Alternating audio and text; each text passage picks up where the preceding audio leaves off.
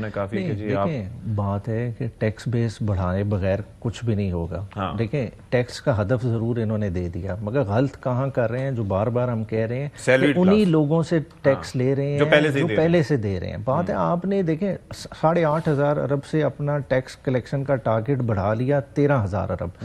اس میں نیا کون سا سیکٹر آپ نے انوالو کیا؟ زراعت پہ لگایا نا وہ سپر ٹیکس. نہیں تو زراعت تو پروونشل ٹیکس ہے, وہ ان والے ٹارگٹ میں تھوڑی آئے گا. تو تاجر دوست اسکیم جو آئی تھی تو وہ کہ دے دیں کسی وہ طریقے تو سے بیٹھ گئے نا, یہ ان کے سامنے بیٹھ گئے نا. بات ہے کہ اوور آل کس طرح سے آئے گی. بات ہے کہ دیکھیں پے ماسٹر بھی ہونا چاہیے.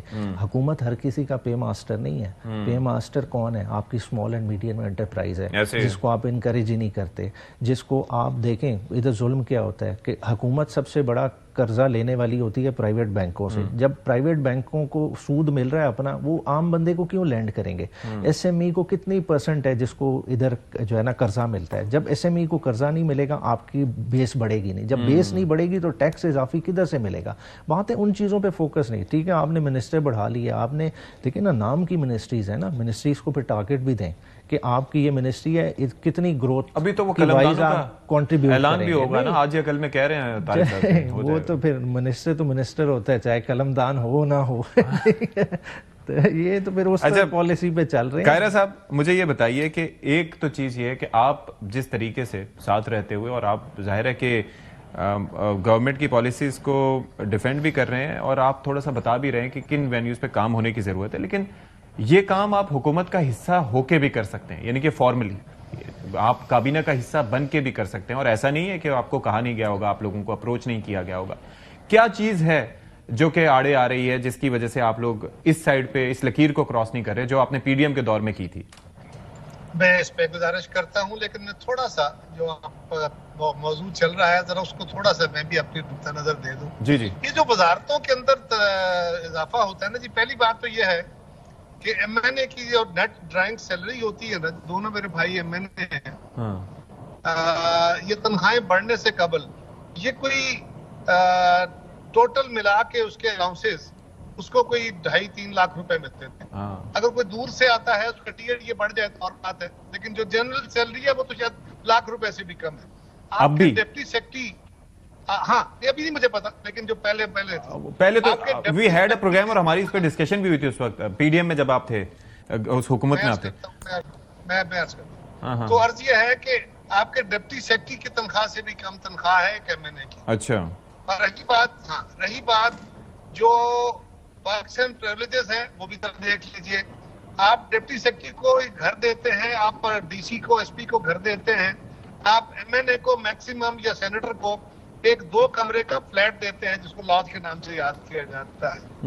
اور تیسری بات اس کا بھی وہ رینٹ دیتا ہے, اس کا بل دیتا ہے, اپنے کچن کا خرچہ خود چلاتا ہے. تیسری گزارش, یہ جو ہمارا تصور ہے نا کہ کیبنٹ بڑھ جانے سے بہت بڑا خرچہ بڑھ گیا, یہ یاد رکھیے کہ اگر پہلے 15 وزیر تھے تو ہر وزیر کے پاس 2-3 محکمے تھے, تو وہ محکموں کی گاڑیاں بھی موجود تھی, عملہ بھی موجود تھا, دفاتر بھی موجود تھے.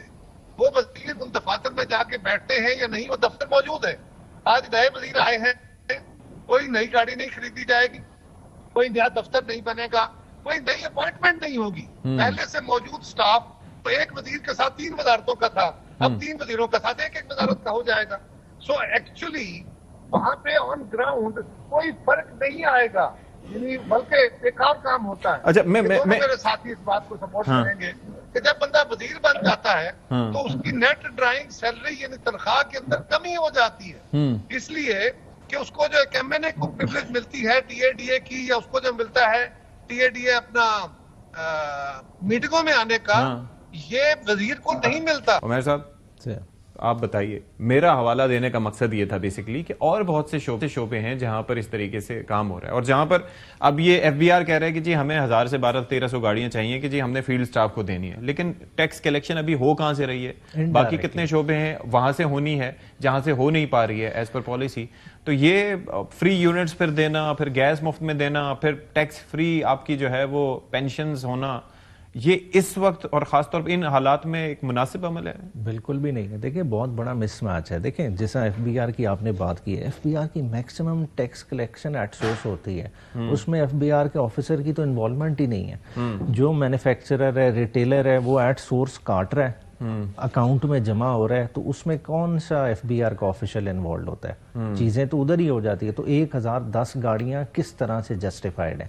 بات ہے یہی چیز تو سمجھنے کی بات ہے. دیکھیں اوور سائٹ بہت ویک ہے. کوئی سمری بنا دیتا ہے, اس چیزوں کو کر دیتے ہیں. بھائی پہلے بھی تو کام کر رہے ہیں, پہلے اس چیز کو سٹریم لائن کریں. ڈیجیٹلائزیشن کی بات کرتے ہیں, جی ہم ایف بی آر کو ڈیجیٹلائز کر رہے ہیں. کبھی کسی نے ایف بی آر کو دیکھا؟ ایف بی آر تو مدتوں سے ڈیجیٹلائز ہے, کب سے پرال موجود ہے, الیکٹرانکلی جو ہے نا ریٹرن فائلیں ہو رہی ہیں. بس مقصد کیا ہے؟ تختیاں لگانے کا شوق ہے. وہی چیز کو بار بار لیبل کر کے ہم چیزوں کو دکھا رہے ہیں, مگر اصل جو روٹ کاز ہے, روٹ پرابلم ہے, اس کو ہم ٹچ اپون نہیں کر رہے. اس کو ٹچ اپون تبھی کریں گے جب محکموں میں یہ لوگ خود جا کے دیکھیں گے کہ ہو کیا رہا ہے. جب آپ افسر شاہی کی بنائی ہوئی سمری کے ساتھ اوکے کریں گے تو وہ تو پھر آپ اسی کے لحاظ سے چلیں گے, اور وہی بیسیکلی آپ کو فنگر ٹپس پہ نچا رہے ہیں. پاکستان کا پرابلم ہی یہی ہے کہ پاکستان کے سیاستدان کو آنکھیں کھولنی پڑیں گی, اسے خود جا کے چیزوں کو دیکھنا پڑے گا. دیکھیں گے پرابلم ساری سامنے نظر آ جائیں گی اور ٹھیک بھی ہو. اچھا, ویسے آپ کی اسیسمنٹ کیا ہے؟ ابھی قاہرہ صاحب سے بھی ہم پوچھیں گے کہ پیپلز پارٹی تمام تر سپورٹ کے باوجود گورنمنٹ کو جوائن کیوں نہیں کر رہی؟ دیکھیں اس کا سمپل سا جواب ہے. دیکھیں انہوں نے ادھر بھی کیبنٹ بڑھائی, پنجاب میں بھی بڑھائی. یہ ڈوبتی ہوئی کشتی ہے. یہ آخری دنوں میں یہ کام کیے جاتے ہیں جب آپ سب کو راضی کر رہے ہوتے ہیں, آپ پورٹ فولیوز بانٹتے ہیں. وہ پولیٹیکل جو بیسیکلی اس چیز کا برانٹ ہے, اس ڈیسیجن کا, پیپلز پارٹی وہ نہیں لینا چاہتی. انہوں نے اپنا پولیٹیکل کیپٹل ایک سائیڈ پہ رکھا ہوا ہے. وہ کہہ رہے ہیں اس کشتی میں جو سوار ہیں وہی ڈوبیں, ہمیں وہ نقصان نہ پہنچے. قاہرہ صاحب ایسا ہی ہے کہ جو کشتی میں سوار ہیں وہی ڈوبے ہیں, انہی کو نقصان پہنچے. مہر نیازی صاحب کہہ رہے ہیں اس وجہ سے آپ گورنمنٹ کا حصہ نہیں بن رہے. ہم اس کشتی کا سوار ہیں, ہم بھی, حکومت بھی اور اپوزیشن بھی. لیکن اگر بات اس کشتی میں ڈوبنے کا امکان خدا نخواستہ بنا تو نہ حکومت بچے گی, نہ ہم بچیں گے, نہ اپوزیشن بچے گی, سب کا نقصان ہو. لیکن پھر کیبنٹ کا حصہ بننے میں کیا امر مانے ہے؟ ویسے میں پوچھ رہا ہوں. یہ پہلے دن سے ہمارا فیصلہ تھا کہ ایک جماعت اپنی لیڈنگ پارٹی اپنی حکومت چلائے, ہم اس کے ساتھ ہیں. ہم گورنمنٹ کو ہر معاملے میں فیسیلیٹیٹ کر رہے ہیں. گلے شکوے ہمارے کچھ اعتراضات وہ اپنی جگہ, لیکن ہم نے کوئی گورنمنٹ کو بلاک تو کسی جگہ نہیں ہونے دیا, بلکہ کہیں ہونے بھی لگی تو ہم نے اس کو خود آگے بڑھ کے اس معاملے کو دور کیا. سو یہ ہمارا پہلے دن سے فیصلہ تھا. کہا گیا تھا, ہمیں آفر ہوئی تھی کہ 2.5 سال کر لیتے ہیں. ہماری طرف سے یہ خیال تھا, چیئرمین صاحب نے کہا تھا کہ نہیں, اگر 2.5 سال کا تاثر دیں گے تو یہ گورنمنٹ پہلے دن ہی بالکل بیٹھی ہوئی ہوگی. یہ تاثر اچھا نہیں ہے. ہم اقتدار کے اندر نہیں, لیکن ہم آپ کے ساتھ ہیں. But you have your reservations. اگر دیکھا جائے کوئی معاہدے ہیں جن کا تذکرہ ہو رہا ہے, کچھ ملاقات بھی آج بڑی امپورٹنٹ ہے, بالکل ہے. تو کیا طے پائے اب تک؟ کیا کچھ چیزیں وے فارورڈ کیا ہے اب؟